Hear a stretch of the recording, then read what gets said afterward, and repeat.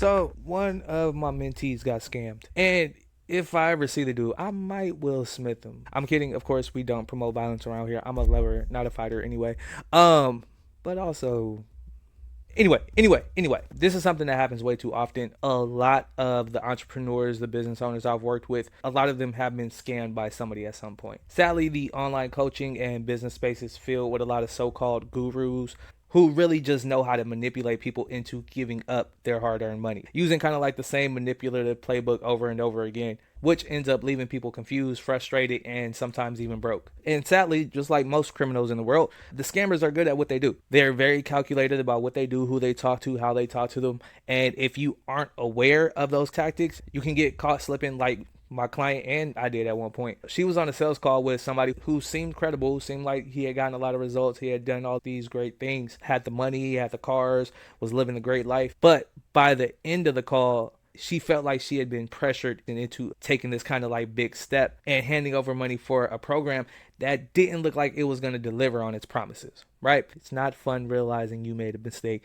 It's not fun realizing you can't get your money back. So, like I said, I don't want that to be you. I don't want you to have to deal with that. It's already hard enough out here as it is without all these different scammers all over the place trying to get you for your money, all right? So the first thing we're going to talk about is the red flags, all right? There's a couple of different ones that you should be on the lookout for, especially when it comes to dealing with these online gurus, coaches, and a lot of times negotiation or business in general. So first one is going to be high pressure sales calls, right?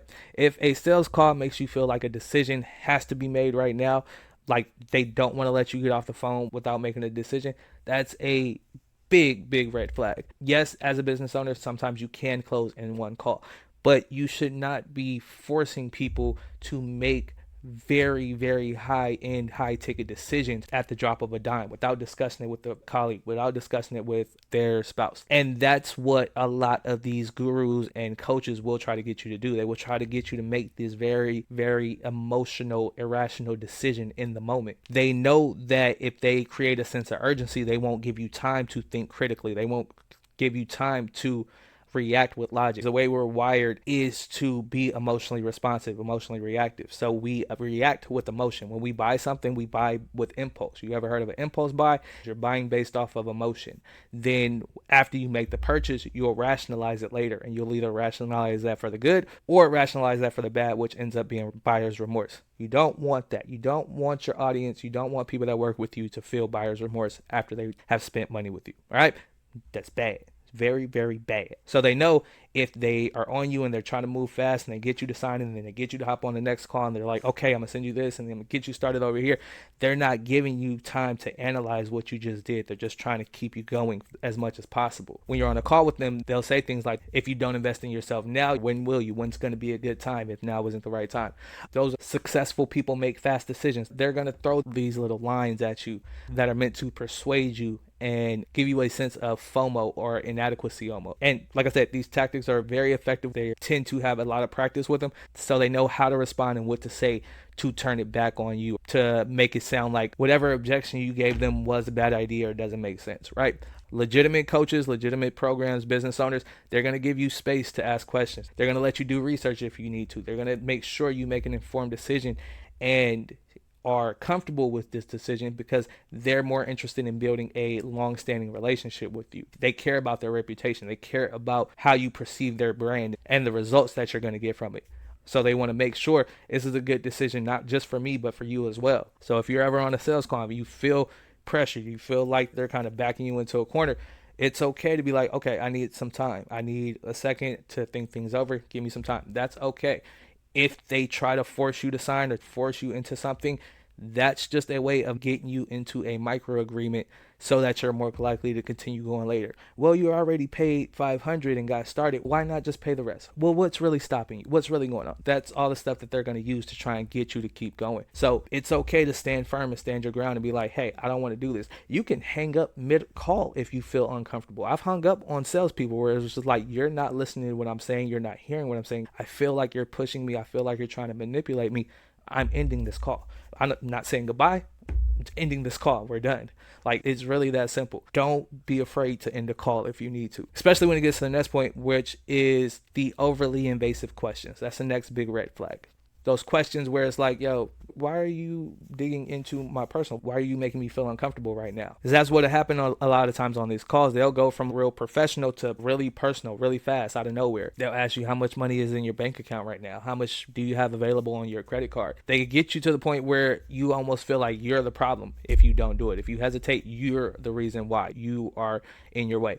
And to their credit, to a good salesperson's credit, a lot of people are in their own way. A lot of entrepreneurs and business owners are in their own way. They do block their own blessings. They do stop themselves from being set up for success. That's a fact. But you shouldn't need to be backed into a corner and put under a microscope and like prod and poked at to get past that. There's ethical ways, there's moral ways to get somebody to see the value in what you're providing. There's ways you can do that where you don't have to come off manipulative. You don't have to dig into these personal aspects of this person's life. But these are old school tactics that have been passed down and continue to be passed down, that while they are effective and get results, the outcome or long-term effect of it is usually not that great, both on the business and on the potential clients that they sign. The people that they bring on usually end up with buyer's remorse, either want to quit the program or feel like they can't quit or feel like they're pressured into it. Then they end up giving up and now they feel like they wasted their money, so they're not even going to ask for it back. Like, it just becomes this whole kind of snowball effect. Then if you look up 2, 3, 4, 5 years down the line, that entrepreneur, that business owner is probably going to be pivoted businesses like 3, 4 times, just because they burnt up their reputation in whatever space they were in, so they hopped into another one. But that's another discussion for another time. Another red flag: emotional manipulation and victim blaming. If you start to say you have doubts or you're not sure, they'll flip it on you. And again, they're going to make it seem like you're the problem. Maybe you just don't believe in yourself. I mean, if you were serious about your success, you would find a way. My other clients, the people I've worked with already who have already gotten results, they found a way. They were struggling too. They were living paycheck to paycheck. They were down to their last, but they found a way because they wanted to make sure it worked. Like I said, these are very effective tactics. They work. But if you're not aware of them, they will work on you. All right. Another one they like to say is like, you'll never make it if you don't take a risk, which again, that's not false. That's not wrong. But you have to look at the way they're presenting it. If you give pushback, are they empowering you? Are they understanding what you're saying? Are they listening to what you're really saying? Or are they just kind of flipping it back and saying, oh, but I got this case study. Oh, but you said you wanted to do this. You promised you were going to do this. Pay attention to not just what they're saying, but how they're saying and the words that they're using and how it's making you feel. You shouldn't feel guilty or ashamed for not buying. A real mentor, a real guide, somebody who cares about your growth, cares about your development, they're going to empower you. They're not going to shame you. They're not going to make you feel like crap because you don't feel comfortable with moving forward. If the person you're working with, if the person you're about to swipe your card for $2,000, $5,000, $10,000 doesn't make you feel comfortable with swiping, don't swipe. If they make you feel reluctant to where you're not really sure, don't swipe. And if you tell them that and they try to manipulate you and victim blame and say, oh, if you really wanted it, you would do it. That's not for you. That's not the coaching for you. At least it's not for me. Maybe it is for you. That might be your thing. But for me, I don't want somebody who's going to try and shame me into changing. I want somebody who's going to empower me, who make me feel better, who will be able to shift my perspective, right? Another big red flag, huge red flag is a no refund policy, or like super hidden terms. If they don't offer any kind of refund policy, or their terms are like buried in a bunch of fine print and you got to do 27 different things to get your money back, and if you don't do them the exact way and post them at this exact time and say these exact things, you're not getting your money back. Or if they do say they have a money back guarantee and then you ask for a refund and then they spend like hours going back and forth with you saying that you should continue and you already started and you already invested, and who is it really going to help? And is it like, bruh, shut the fuck, give me my money. Bruh, give me my money. I shouldn't have to. If I have to ask you more than twice to give me my money, I understand the first time you want to make sure this is like I'm serious about this. But if I ask you 2 times, 2, 3 times, bruh, no, we're not having that conversation. Give me my money back. And just with this, make sure you're careful about how and where you're sending money. No professional, no thorough and official business is going to have you paying them on Cash App. You should have an invoice. If you're a business, if you're doing business with another business, you should have an invoice. You should have some type of paper trail agreement, some type of receipt, and a written agreement, some type of contract. There needs to be some type of written agreement. Hey, this is what we're doing. This is what you're going to get. And if it doesn't work out, this is how you get your refund. This is how you get your money back. It should be very simple, very clear. No 27 different terms, all these different things. If you are trying to get into a program and they do say, okay, it's a 12-week program. If you don't work out every week, you're not going to hit your weight loss goal, and you try not to work out, then that's different. You try to cheat the program. Can't cheat the program. But if they do everything that you're going to do, and if you do not hold up to your end, you sign that agreement, you forfeit that money. If anybody ever tries to hesitate about sending you money or be like, oh, pay me first and then I'll send you over the stuff, and no, nope, no, we don't do that. Always protect yourself. Always make sure you're going to be good. Get it in writing, get some type of legal agreement. Use a credit card. You only pay through invoice. Like, try to make sure you are protecting yourself as much as possible, right? Speaking of protecting yourself, there's a couple things that you can do to make sure that you don't get scammed, or at least give yourself the best chance to make sure that you don't get scammed. There's no 100% way to make sure. Sometimes you're going to get got, like, it. That's just kind of part of the game. But there's a lot of ways you can do research, a lot of things you can do to make sure that you don't get scammed. All right. So one, make sure you research the person and their program. Look for reviews, look for referrals, look for people they say they work with, reach out to them, send them DMs. See if you can find anyone who's spoken out bad about their experiences. Check on Reddit, check on Google, type in like the name of their program plus reviews, or like test anything like that. See if they have consistent results, not just like a couple success stories. See if they've been able to like repeat the process. Some people who are just getting started, they may not have testimonials, they may only have results, but they should be able to tell you confidently, hey, this is what I'm going to do, this is my process, this is how it's going to work out, this is what I expect for it to work out. And usually with those people, they'll give you a much better risk reversal, refund policy, whatever, or some type of like, I'll work with you free, or I'll pay you back if you don't get the results.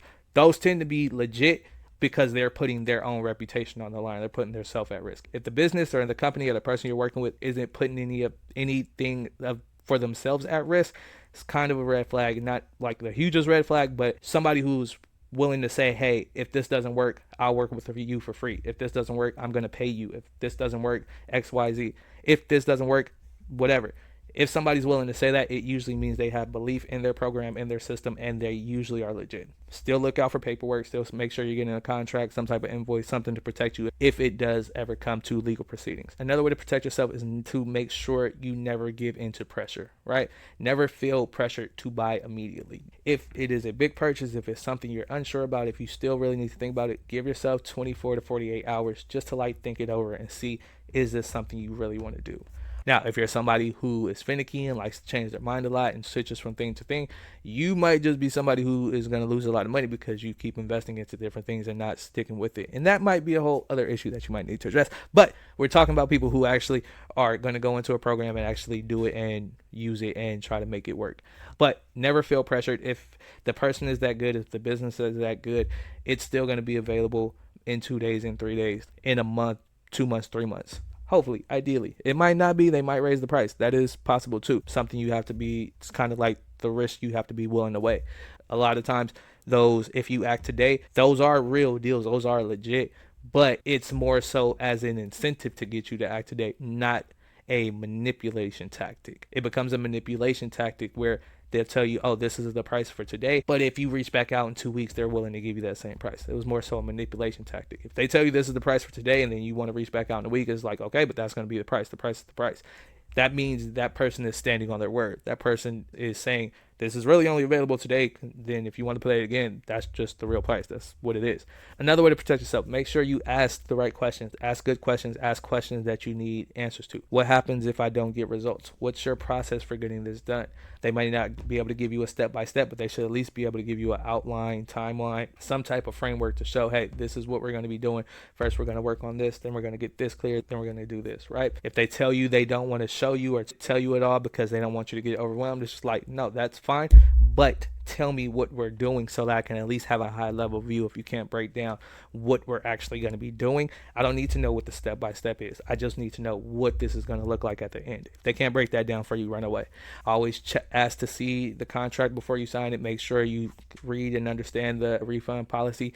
Don't be afraid to ask for changes in the contract. That should not be something that runs people off. If they say they want this kind of agreement, or if they want to make sure this is in the contract, whatever, as long as it's not something wild or crazy, like, it shouldn't be an issue to update the contract. If they give you any pushback, that just becomes more of a red flag.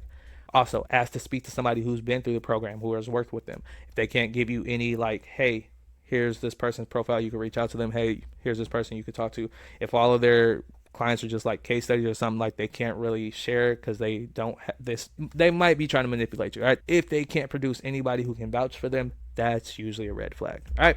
And then finally, like, just trust your gut.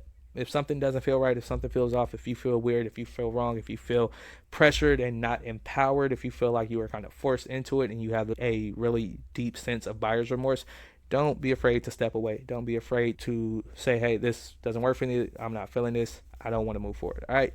And when you do that, they will try to keep you. A lot of coaches, a lot of gurus, they will try and at least give some attempt to keep you in their program or try to make sure you're not making a rash decision.